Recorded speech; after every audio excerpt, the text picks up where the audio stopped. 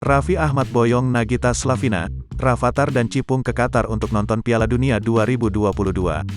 Presenter Raffi Ahmad memboyong keluarga untuk menonton perhelatan sepak bola Piala Dunia 2022.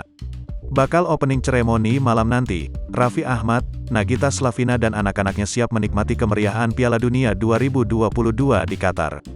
Pagi tadi Minggu, tanggal 20 November tahun 2022, Raffi Ahmad dan keluarga sudah berangkat ke Qatar.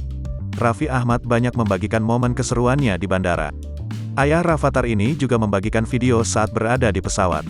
"Iya, kita mau kemana? Kita mau ke Qatar. Mau nonton apa? Mau nonton Piala Dunia," ujar Raffi Ahmad saat berbicara bersama Rafatar.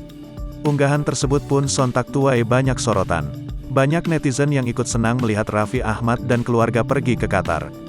Bukan cuma dengan keluarga saja, Raffi Ahmad juga pergi ke Qatar bersama beberapa karyawannya. Sebelum berangkat, Raffi Ahmad juga sempat berdiskusi dengan istrinya, Nagita Slavina, tentang pertandingan apa saja yang akan mereka tonton di negara Emirat itu. "Jadi kita kan 5 hari di sana, kamu mau nonton apa aja? Kita tuh yang udah punya tiket tuh 2 match Jerman vs Jepang dan Argentina vs Arab Saudi," ujar Nagita ke suaminya. "Terus kamu mau nonton Inggris, Iran juga kan, Prancis lawan Australia mau?" tanya Nagita. Sambil mendiskusikan pertandingan yang akan ditonton, Nagita lantas menanyakan kehadiran Lionel Messi di Piala Dunia 2022. Mengetahui idola anaknya ikut bertanding, Nagita Slavina pun menunjukkan gestur lega. Ia menyampaikan bahwa Rafatar memiliki permintaan khusus pada tripnya ke Qatar nanti.